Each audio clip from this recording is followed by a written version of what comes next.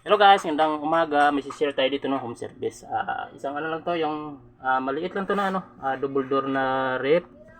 Yan ang kanyang compressor. Inverter lang to guys, no. Na-check na to guys, no, ng ano natin, kapwa check natin na sa larangan ng TV. Daw TV technician. Na-check na to, no. Na-desisyonan niya sa kwento ng may-ari, ano daw, i-jog. Pero i-check natin uli, no, nag-second option ng may-ari, nagtawag sa atin. Yun lang guys, check natin to. Sabi na ni GDL, no, pag ang TV technician mag-swap sa air conditioning, refrigeration, easy lang daw sa kanila, no. Pero hindi sa lahat na bagay, no. Tulad nito, hindi nagawa ng TV technician, nag-advise na i-jog, hindi, pero hindi naman gano'n.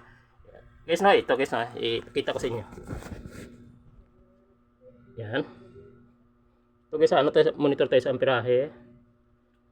Saksak natin. Ayan guys, oh. High ampere guys. Yan. 3.4 hanggang magpitik yung relay, no. Yan. Mataas ang amperahe, no. 3.3. Yan. Ito guys, no. Pag ano ko dito, ganito na to, wala na itong cover. Check natin. Check natin ang relay at overload nito.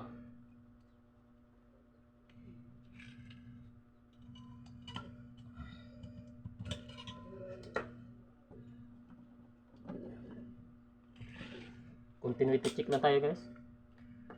Dito sa ano nya. Ito ang sa taas, ano naman to ang overload nya dito. Okay naman.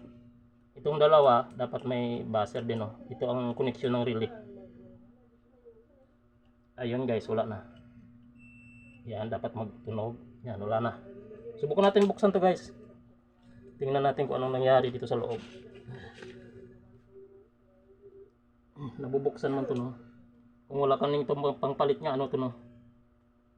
Pwede mong ano siya, palitan ng ano bang tawag dito, thermistor. Ayun nga guys, oh. Yan, sunog na, no. Kunin natin to. Medyo matigas. Sikutin natin ang flat screw. Yan. Yan. Ito yung sira sa kanya guys, no. Itong thermistor nyo, nagkakaroon ng overheating. Sunog na. Dapat mag-ano to, mag-buzzer pag nag-check ka nito. Yan. Itong thermistor kabilaan, dapat mag-buzzer. Yan, wala. Wala sang continuity kabilaan guys. Yan. Yan, wala. Wala ang buzzer. Magkuha tayo nito guys, kasing laki nito. Sa mga ano, pero pwede naman may ano sa kasi, oh. May linya to ng kapasitor, no.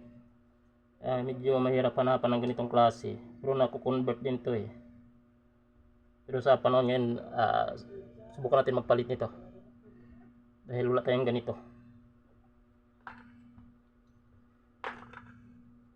So guys, may nakuha na ako. Ito kasing laki niya, no.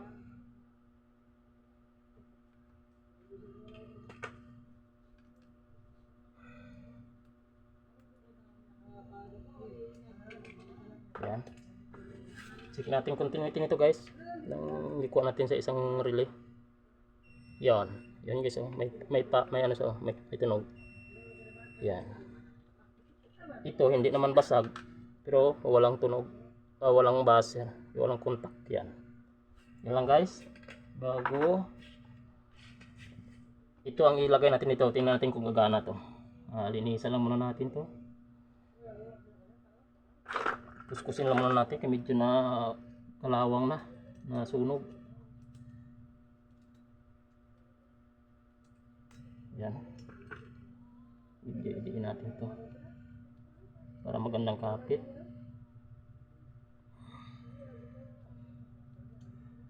Yan. Sobrang yata. Yan. Bago. Ito guys. Baliktaran naman to, no, kahit saan.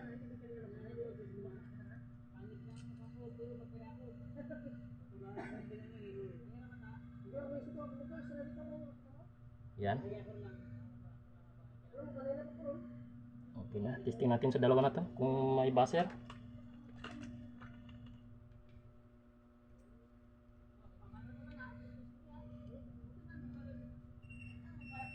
Yan.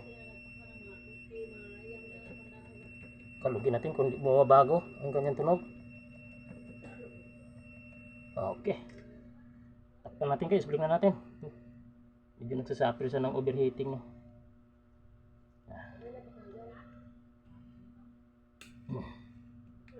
Yan. Balik na natin, tingnan natin kung gagana na to. Magpalit lang tayo ng thermistor, no? Yan. Yan. Meter amperahe. Tingnan natin kung mag-high ampere pa. Saksak natin.